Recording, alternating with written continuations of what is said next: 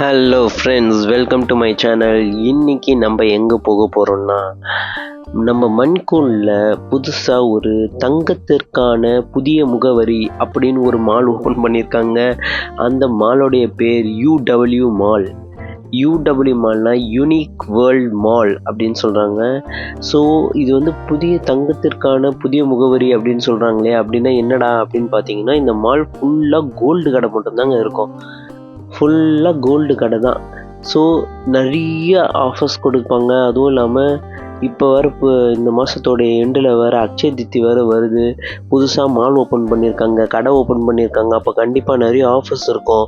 So எந்த கடையில் என்னென்ன ஆஃபர்ஸ் இருக்குன்னு பார்த்துடலாம் அப்படின்னு சொல்லிட்டு இது உள்ளே வந்தோன்னா, இந்த சைடு திரும்பி பார்த்தா ஜாய் ஆலுக்காஸ், இந்த பக்கம் திரும்பி பார்த்தா தனிஷ்க், இந்த பக்கம் திரும்பி பார்த்தா மலபார் கோல்டு, அப்படியே கொஞ்சம் அந்த பக்கம் போகணுன்னா கல்யாண் ஜுவல்லரிஸ். ஓகே, என்னடா இது, கீழே கிரவுண்ட் ஃப்ளோர்லேயே நம்மளுக்கு தெரிஞ்ச 4 கடையும் இருக்குது. எல்லாம் நமக்கு தெரிஞ்ச கடை தான். நமக்கு மெயினாக தேவை மலபார் கோல்டு தான். ஏன்னா நம்ம மோஸ்ட்லி மலபார் கோல்டு தான் வாங்குறது.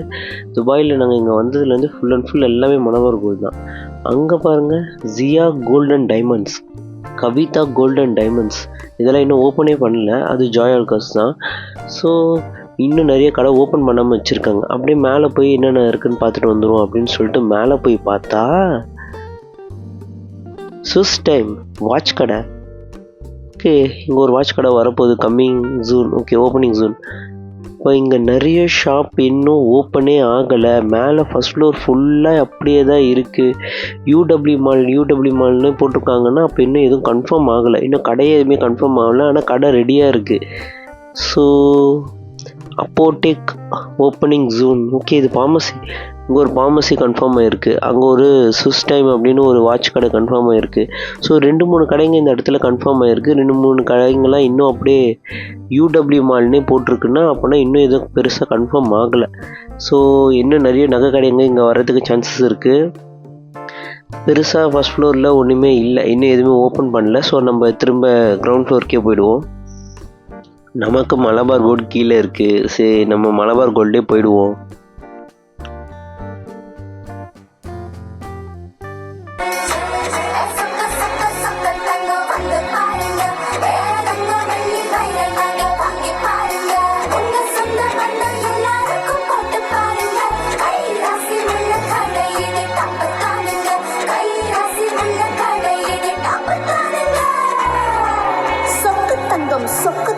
ஜுவல்லரி சொக்க வைக்கும் ஜுவல்லரி. தென்காசியில் ஒரு தங்க அருவி, உங்கள் சொக்க தங்கம் ஜுவல்லரி. ஓகே, புது மாலு, புது கடை. ஸோ இந்த மாதத்தோட எண்டில் வர அக்ஷய தித்தி வேறு வருது. ஸோ ஏகப்பட்ட ஆஃபர்ஸ் இருக்கும். நம்ம என்னென்னலாம் இருக்குது அப்படின்னு கேட்கலான்னு சொல்லி கேட்டதுக்கப்புறம் அவங்க சொன்னாங்க, இதேமாரி கோல்டில் வந்து பார்த்திங்கன்னா நாங்கள் இப்போ எல்லாமே செயின்க்கு எல்லாத்தையுமே பார்த்திங்கன்னா நாங்கள் வெறும் 4% தான் போடுறோம் அப்படி சொன்னாங்க. அதுவும் இல்லாமல் அந்த சிங்கப்பூர் மாடல்லாம் வெறும் 2% தான். அவ்வளோ கம்மியாலாம் கிடைக்காது. ஸோ 2% தான் போடுறாங்க அவங்க. இதுக்கு வந்து இப்போ நாங்கள் வாங்குகிற நகைகள் எல்லாத்துக்குமே 4% போடுறேன்னு சொன்னாங்க. சரி, ஓகே, 4% தானே, சரி நம்ம என்னென்னலாம் இருக்குது பார்க்கலாம் அப்படி சொன்னது தான் என் ஒய்ஃப் வந்து இந்த மாதிரி ஒரு பழைய செயின் ஒன்று இருக்குது, மலபார் கோல்டில் வாங்கினது தான். ஸோ நம்ம அதை எக்ஸ்சேஞ்ச் பண்ணி புது செயின் ஒன்று வாங்கிடலாம் அப்படின்னு சொன்னாங்க. சரி, ஓகே அப்படின்னு சொல்லிட்டு நாங்கள் அந்த பழைய செயினை வச்சு புது செயின் ஒன்று 5 சவரனில் ஒன்று எடுத்தோம். அதுக்கப்புறம் ஒரு 3 சவரனில் ஒரு புதுசாக ஒரு செயின் ஒன்று வாங்கினோம். அப்புறம் சரி, டைமண்ட்ஸில் என்னென்ன ஆஃபர் வச்சுருக்காங்கன்னா, டைமண்ட்ஸில் வந்து 3000 கிராம்ஸ்க்கு நம்ம டைமண்ட்ஸ் வாங்கினோன்னா அவங்க 100 கிராம்ஸ் வந்து வவுச்சராக கொடுத்துருவாங்க. ஸோ அந்த வவுச்சரை வச்சு நீங்கள் வந்து டைமண்ட்ஸ்லேயும் கிளைம் பண்ணிக்கலாம், இல்லை கோல்டுலேயும் கிளைம் பண்ணிக்கலாம் அப்படின்ற மாதிரி சொன்னாங்க. அக்ஷய தித்திக்கு பார்த்தீங்கன்னா எப்பயுமே கோல்டு ரேட் பயங்கர ஜாஸ்தியாக இருக்கும். ஸோ அதனால் என் ஒய்ஃப் என்ன பண்ணாங்கன்னா, இந்த வாட்டி ஒரு 10% நம்ம இப்போவே பே பண்ணி அந்த கோல்டு ரேட்டை நம்ம ஸ்டாப் பண்ணி வைக்க முடியும். ஸோ இன்றைக்கி கோல்டு ரேட் பார்த்திங்கன்னா வெறும் 334 கிராம்ஸ் தான் இருக்குது. ஸோ அந்த 334 கிராம்ஸ்லேயே நாங்கள் என்ன பண்ணோம்னா ஒரு 10% நாங்கள் அப்படியே பே பண்ணி கோல்டு ரேட்டை ஸ்டாப் பண்ணி வச்சுருக்கோம். ஸோ நாங்கள் அக்ஷய தித்தி அன்றைக்கி அப்புறம் போய் என்ன பண்ணுவோம்னா, இதை நாங்கள் இப்போ 10% பே பண்ணியிருந்தோம் இல்லையா. ஸோ இதில் வந்து மேக்ஸிமம் பார்த்திங்கன்னா நீங்கள் 10 கிராம்ஸ் வரைக்கும் தான் ஹோல்ட் பண்ண முடியும்.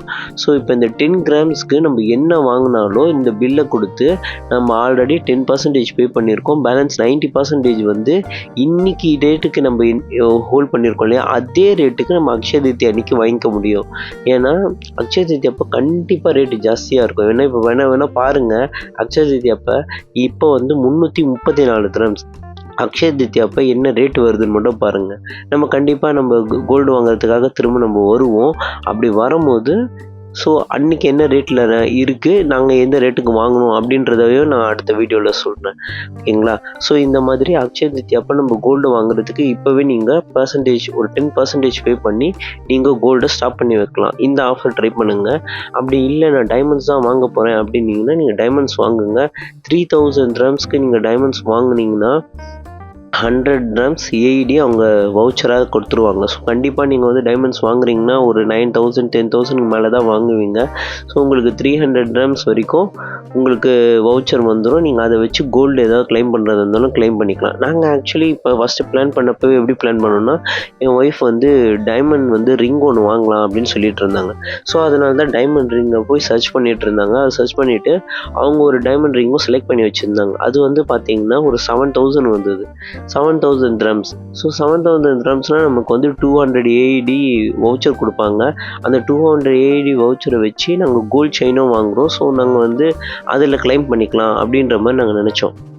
ஆனால் பார்த்தீங்கன்னா டைமண்ட்ஸில் இப்படி ஒரு விஷயம் இருக்குன்றதே எனக்கு இன்றைக்கி தான் தெரியும். டைமண்ட்ஸ் வந்து துபாயில் வாங்கினீங்கன்னா அதை வந்து இந்தியாவில் சேல் பண்ணவே முடியாது, இந்தியாவில் ரீசேல் பண்ணவும் முடியாது. ரீசேல் பண்ணுறது, எக்ஸ்சேஞ்ச் பண்ணுறது எதுவுமே பண்ண முடியாது. அங்கே ஒரு பாலிசி இருக்குது. நாங்கள் இதை வந்து ஒரு பாலிசியாகவே மெயின்டைன் பண்ணிகிட்ருக்கோம். நீங்கள் இந்தியாவில் வாங்கினாலும் துபாயில் அதை பண்ண முடியாது, துபாயில் வாங்கினாலும் இந்தியாவில் பண்ண முடியாது. துபாயில் வாங்குறத சில கண்ட்ரீஸில் மட்டும்தான் அக்செப்ட் பண்ணிப்பாங்க அப்படின்ற மாதிரி ஒரு விஷயம் சொன்னாங்க. எனக்கு இன்றைக்கி தான் இது ஃபஸ்ட் டைம் இந்த விஷயமே எனக்கு தெரியும், டைமண்டில் இப்படி ஒரு விஷயம் இருக்குன்ட்டு.